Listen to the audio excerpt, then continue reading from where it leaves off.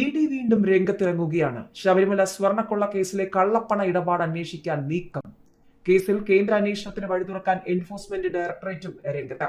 കേസിന്റെ എഫ്ഐആർ ആവശ്യപ്പെട്ട് കൊല്ലം വിജിലൻസ് കോടതിയിൽ ഉടൻ അപേക്ഷ നൽകാൻ ഇ ഡി തീരുമാനിച്ചു. ആവശ്യമായ രേഖകൾ ലഭിച്ചാൽ enforcement case information report register ചെയ്ത കേസിലെ കള്ളപ്പണ ഇടപാട് അന്വേഷിക്കാനാണ് നീക്കം. തദ്ദേശ നിയമസഭാ തെരഞ്ഞെടുപ്പുകൾക്ക് കളമൊരുങ്ങിയിരിക്കെ സംസ്ഥാന സർക്കാരിനെയും ഭരണമുന്നണിയെയും സമ്മർദ്ദത്തിലാക്കുന്ന മറ്റൊരു കേസിൽ കൂടി രംഗപ്രവേശം ചെയ്യാനാണ് കേന്ദ്ര ഏജൻസി ഒരുങ്ങുന്നത്.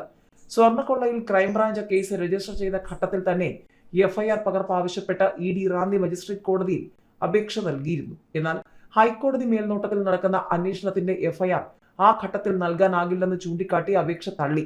ഇതിനെതിരെ അപ്പീൽ നൽകാനും ഇ ഡി നീക്കമുണ്ട്. രാജ്യാന്തര പുരാവസ്തു കള്ളക്കടത്ത് സംഘങ്ങളുടെ സാന്നിധ്യമടക്കം പരിശോധിക്കണമെന്ന ഹൈക്കോടതി നിർദ്ദേശിച്ച കേസിൽ കള്ളപ്പണ ഇടപാടിനുള്ള വലിയ സാധ്യതയാണ് ഇ ഡി കാണുന്നത്.